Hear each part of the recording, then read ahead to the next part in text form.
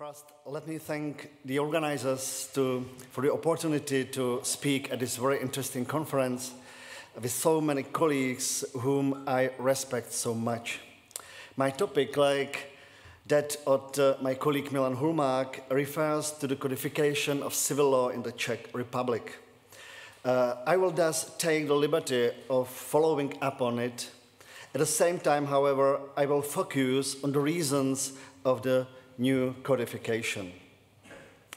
The success of any codification depends on whether it has achieved its objectives. I will therefore first try to explain the objectives of codification in the Czech Republic. I will then discuss the procedure that was chosen both in terms of organization and in terms of the sources of inspiration for the new code.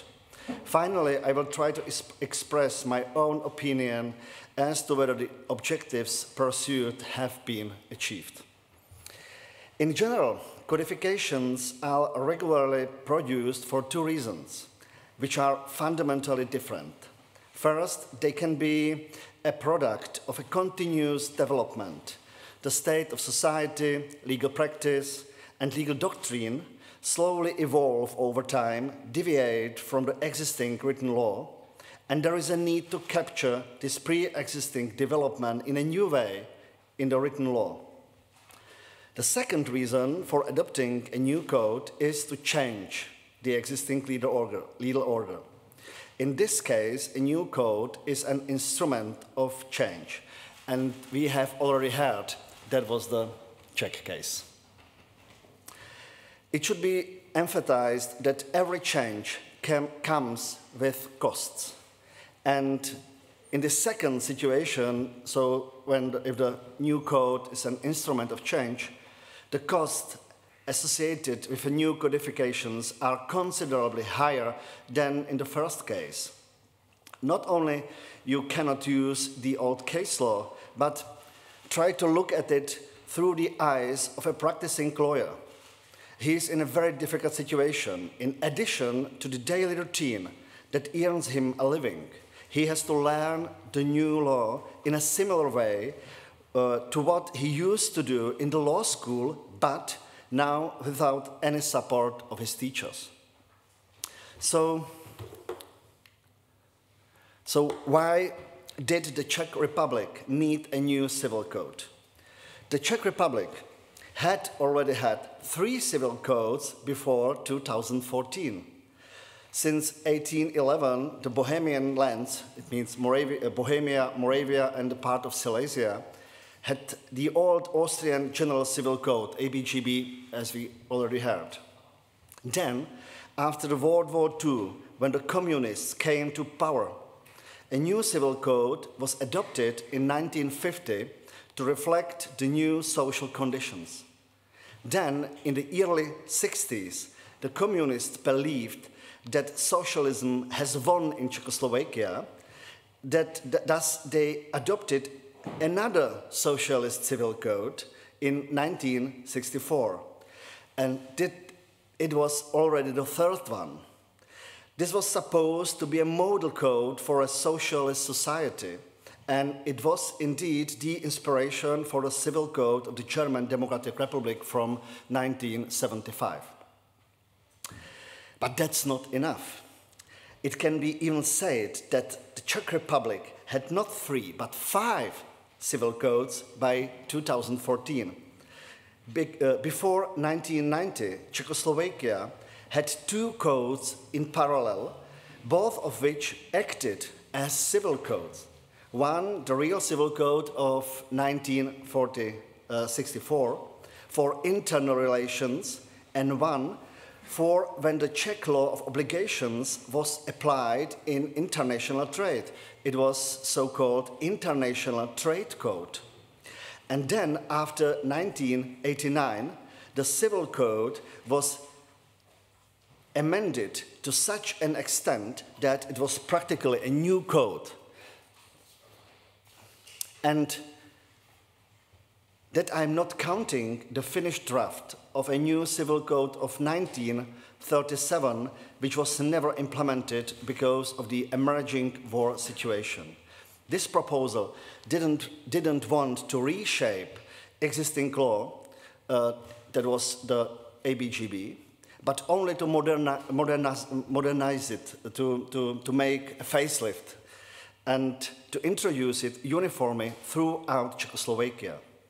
It should be remembered that the Austro-Hungarian dualism persisted to some extent in Czechoslovakia after World War I, because in Bohemian lands, the general civil code was in force, while in Slovakia and in Transcarpathian Ukraine, which was then part of Czechoslovakia, the old Hungarian law was in force.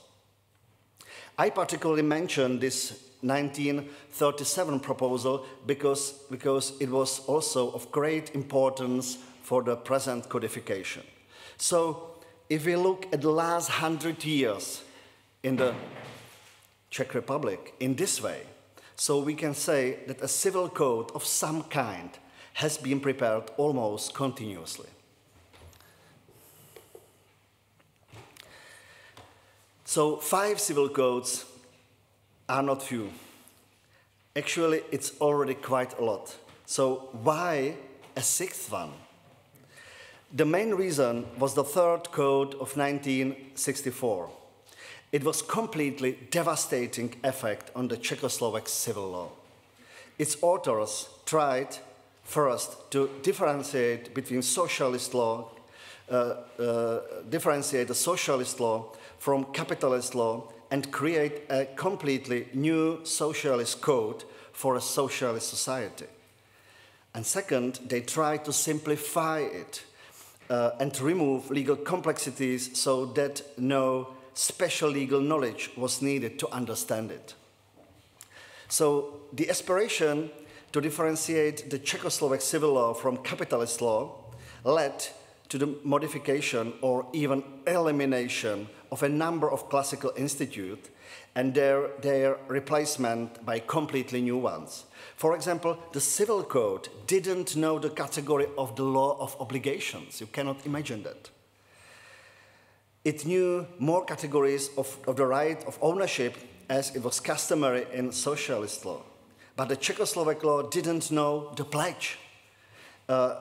It didn't know the lease, but instead of it, a special institution of personal use was created, which, however, in some cases was closer to the right of ownership. For a certain period of time, it didn't know possession and tenure. It had also insufficiently protected some important legal values without which contemporary law cannot be imagined. For example, legal certainty and good faith, as well as individual freedom and the autonomy of will associated with it. And the fulfillment of the second objective, so the simplification, didn't lead to greater clarity of the law, but rather to vulgarization.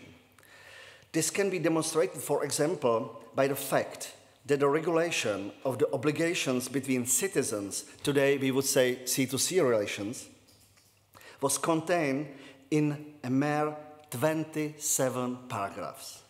The purchase and exchange in these relations was regulated in mere 7 paragraphs, and that was all. So, at the same time, also the legal doctrine has ceased to support legal practice. It has ceased to be concerned with legal dogmatics and ceased to be focused on finding solutions to complex legal questions, to solve the hard cases. The doctrine has rather dealt with new conception of civil law for the new society, but this led to a preoccupation just with systematic conceptual issues which often took the form of ideological ballast. De lege ferenda considerations were often pursued, but existing de lege lata problems weren't addressed.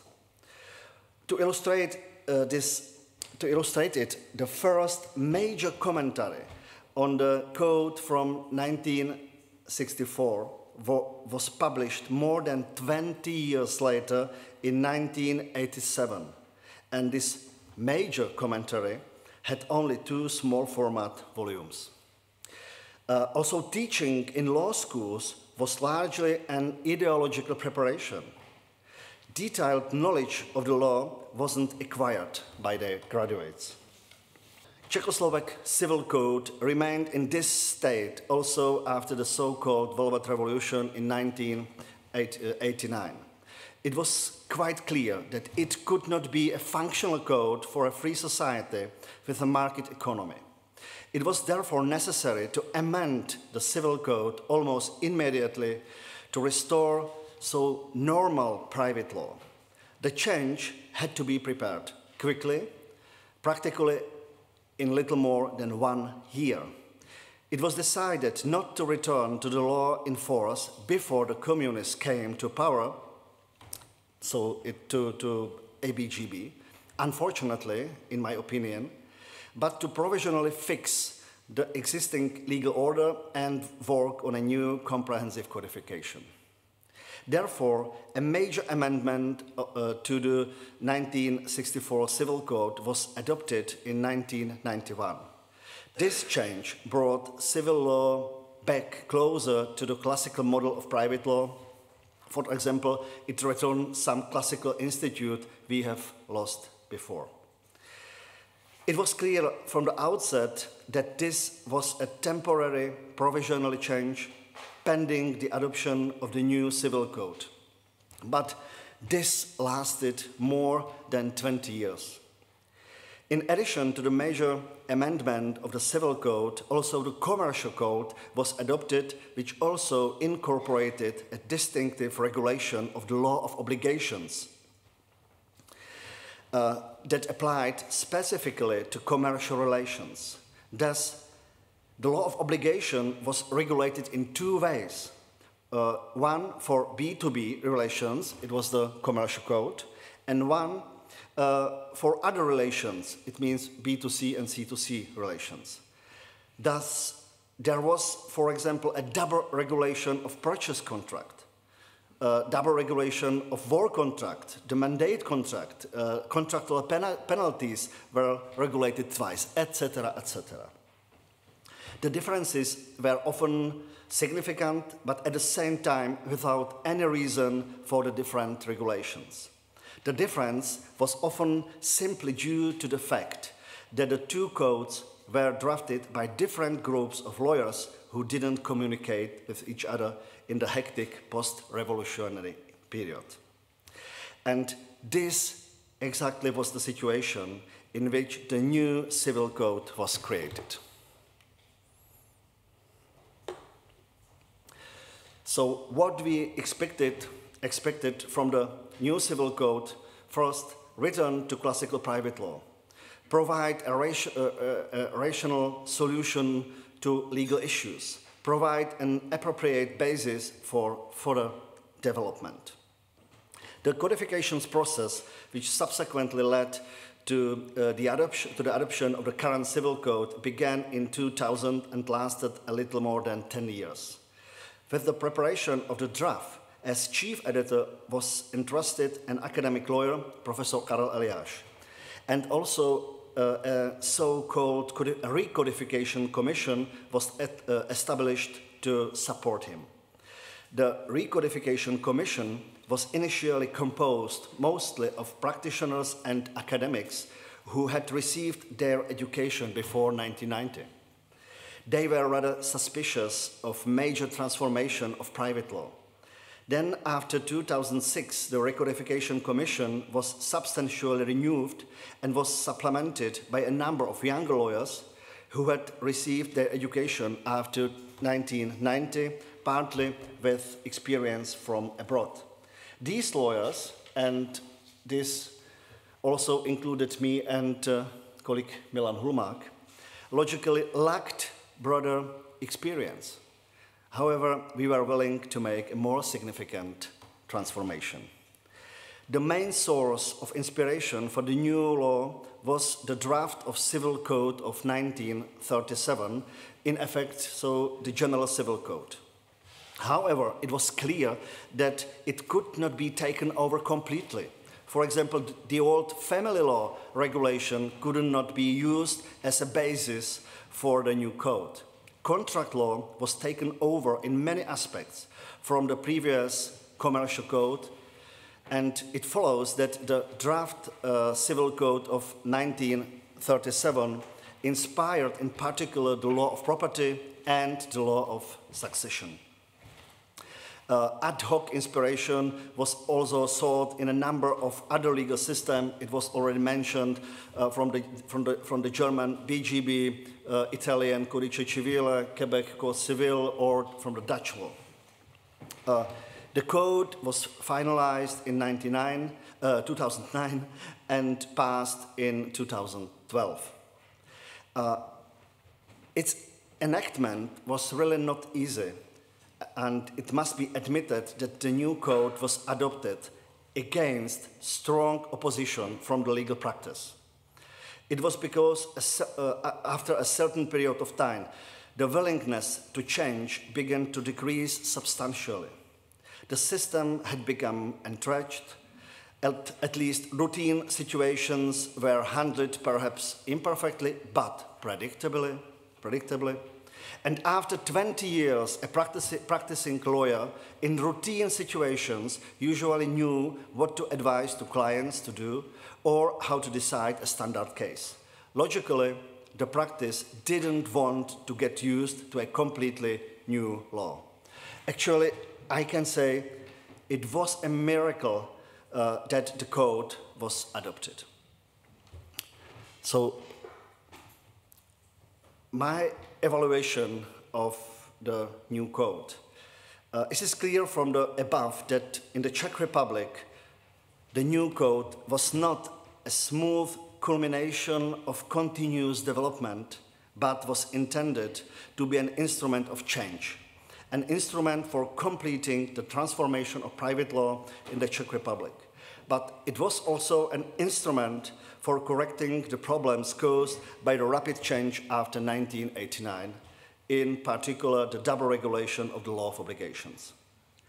This also entailed the high transformation cost mentioned above. But if we proceed from the above-mentioned objectives of codification, then, in my opinion, they have been met. The Czech Republic currently has a functioning civil code that can be simplifically described as normal. Maybe it's not so much, but it is a normal civil code, and that's a lot for us. In the absolute majority of cases, it solves problems using classical legal instrument in a way that is compatible with some of the approaches of continental legal orders.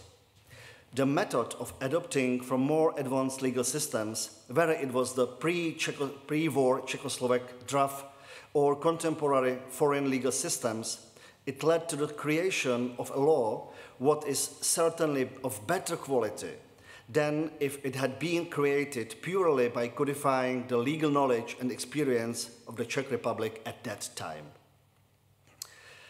Some efforts to improve the sources of inspiration have led to a better result, but sometimes, due to a lack of detailed knowledge, they have created new problems that the original text did not contain.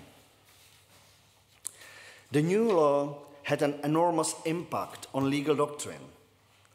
Both the scope and the quality of the legal literature have increased significantly. The earlier thesis, where the problem begins, the commentary ends, it's no longer self-evident. It is the enormous contemporary task of legal doctrine to work out the new law, to think through its application to its consequences, to propose coherent solutions to legal problems, to discover internal contradiction and to try to eliminate them. Simply said, to build legal dogmatics of the new code. So we can also say what are the lessons learned from the Czech codification. I think there is a lesson learned for a country that does not have a developed legal dogmatics or has lost it, like the Czech Republic. And this is, in my opinion, this. First, make the transformation of the law as soon as possible while there is a willingness to the change. Second, if you do it right on the first try, you don't have to bear the transaction cost twice. And third, copy as much as possible. If possible, from a limited number of sources. If possible, from a source from which it will be possible to draw inspiration for working with the adopted law in the future. So where there are good dogmatics, extensive case law, and the language is accessible. So, ladies and gentlemen, thank you for your attention.